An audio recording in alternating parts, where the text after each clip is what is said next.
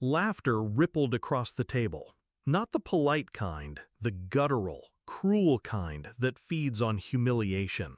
The loudest laugh came from Marissa, my husband's boss.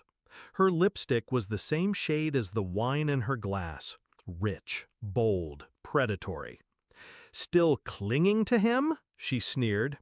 Even my husband didn't defend me. He just smirked, eyes darting to his colleagues as if to say, "See, I told you she'd take it." I smiled, stood up, walked toward the exit. But at the door I paused, leaned toward the CEO. My voice was barely above a whisper. "I'd check your stock prices if I were you." Backstory. When I met David, I wasn't looking for someone like him. He was magnetic, confident without trying, intelligent without arrogance. He spoke about the future like it was a place he'd already mapped out, and I wanted to be in it. For years, I believed we were partners. He worked in high finance, I built my own career in consulting. We were equals, or so I thought.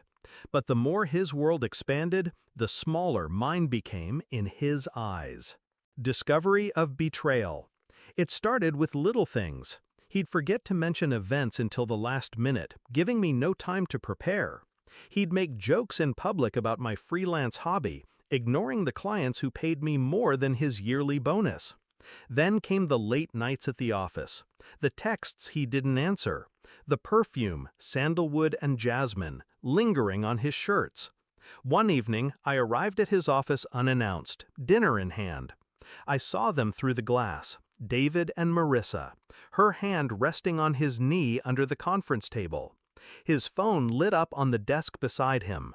My name flashed on the screen. He didn't even glance at it. Shift in mindset. I didn't confront him.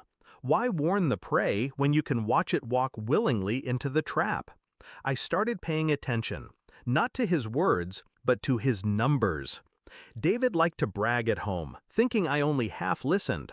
But I remembered every detail, every project, every deal. And one night, while he was working late, I began digging into his company. Execution of the plan. Step 1, I called an old client, an activist investor with a taste for corporate blood. I gave him a hint. The firm was inflating quarterly earnings, hiding losses in shell subsidiaries. Step 2, I built the case.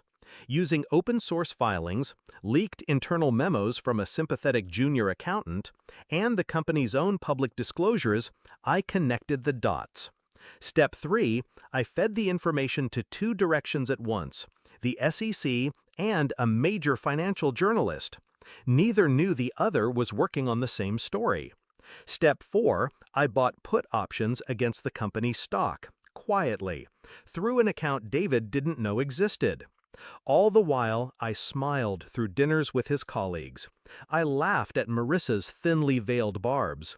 I played the part of the oblivious wife. Climax and confrontation. The gala was meant to be the company's victory lap. Record profits, expansion plans, champagne, and crystal chandeliers. That's where they decided to humiliate me, publicly, for sport. The place card was the final touch. I knew it was Marissa's idea. It had her brand of venom. As I walked out, I passed the CEO, a man whose handshake once felt unbreakable. I whispered, "I'd check your stock prices if I were you." At 8:47 p.m., just as the dessert was served, the first alert hit the financial news feeds. By 8:53, trading had been halted after the stock plummeted 32%. By 9:01, the SEC's official statement went public. Fraud investigation underway. Phones lit up around the ballroom. Conversations turned frantic. Marissa's laughter died mid-breath. David stared at me from across the room, realization flickering in his eyes like the slow flare of a match. Resolution. By midnight, David's world was burning. The board had called an emergency meeting. Marissa was escorted out by security, her designer heels clacking like gunshots against marble. He came home at 2 a.m., pale and trembling. He asked me if I knew anything. I poured him a drink, smiled, and said, "I'm just a gold digger, remember?" 2 weeks later, I filed for divorce. The settlement was generous. His lawyers wanted me quiet. I never told him the truth, not fully. But sometimes, in those last conversations, I'd catch him looking at me like he finally understood what I was capable of. And that was worth more than the money. Some women forget. Some forget. I calculate. And when I strike, I don't just ruin a night. I take the whole kingdom down with it.